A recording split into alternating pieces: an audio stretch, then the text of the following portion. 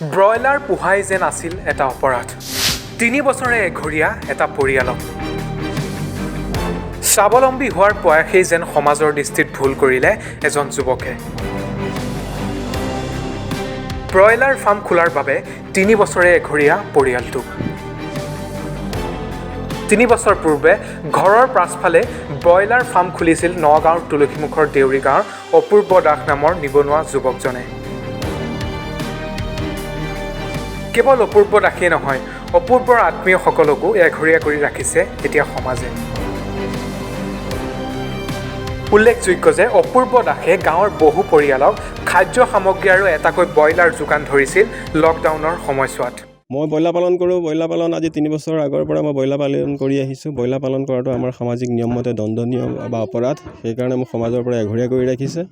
আৰু যোৱা লকডাউনত মই ৰাইজকো যথেষ্টখিনি সহায় কৰিছোঁ। আমাৰ গাঁৱৰ যিখিনি দুখীয়া দৰিদ্ৰ দিন হাজিৰা কৰা মানুহ আছে, সেইখিনি মানুহক মই 420 টকা কৰি এটা টোপোলা গেটেজ কৰিছোঁ। আমাৰ গাঁৱৰ মানুহখিনিকে দিছোঁ।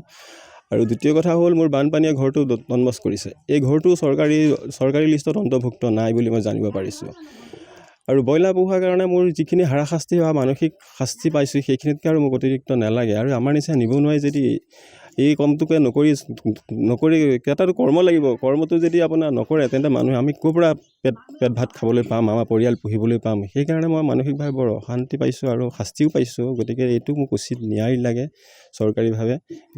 আমাৰ নিচিনা বহুত নিবনুৱাই বাট চাইও ৰখি আছে, কিহঁতকে গাহৰি পুহিয়েই হওক, ব্ৰইলাৰ পুহিয়েই হওক এটা পালন কৰিম বুলি। সমাজৰ এই বাধা কিছুমানৰ কাৰণে আগুৱাই যাব পৰা নাই। আমি আগুৱাই গৈছোঁ যদিও আমি বহুতখিনি কষ্টৰ মাধ্যমেৰে আগুৱাই আজি জীয়াই আছোঁ। সেইহেতুকে চৰকাৰীভাৱে এইটো আমাক পৰা আপোনাক বিচাৰটো লাগে আৰু চৰকাৰে কি কৰে এইটো অতি শীঘ্ৰে আমাক বিচাৰ লাগে। গতিকে আমিতো নিবনুৱা নহ'লে ভাত খাই জীয়াই থাকিব নোৱাৰোঁ এই পৃথিৱীত। কি নাম আপোনাৰ? মোৰ নাম অপূৰ্ব দাস। মোৰ ঘৰ তুলসীমুখ দেউৰী গাঁও। আনৰ ঘৰত গ'লেই ভৰিব লাগে 1000 টকা। পবিত্ৰ ভাদ মাহৰ নামৰ পৰাও বঞ্চিত হ'বলগীয়া হৈছে অপূৰ্ব দাসৰ পৰিয়াল তথা আত্মীয়ই, যাৰ বাবে এতিয়া দুখ প্ৰকাশ কৰিছে অপূৰ্ব দাসৰ বৃদ্ধা মাতৃয়ে।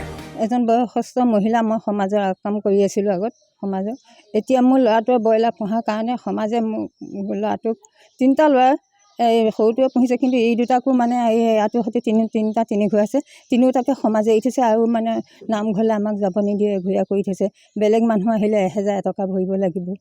আমি গ'লেও কাৰোবাৰ ঘৰলৈ আমি 1000 টকা বোলে দিব লাগিব। সেইকাৰণে মই এইহেন ভাদমহীয়া ঘৰত বহি আছোঁ। মোৰ বহুত দুখ লাগিছে। চৰকাৰে বিচাৰটো কৰি দিয়ক। বানপানীৰ সময়তে এই ল'ৰাটোৱে ত্ৰিপাল এখন দিছিলে, ত্ৰিপালখন কাঢ়ি লৈ গৈছিলে। যোৱাতে অলপ বাদ বিবাদ লাগিছিলে। ঘৰটো ভাঙি গ'ল, কিবা ঘৰৰ পইচা পাইছে নাই পোৱা ঘৰৰ পইচা। একোৱে পোৱা নাই।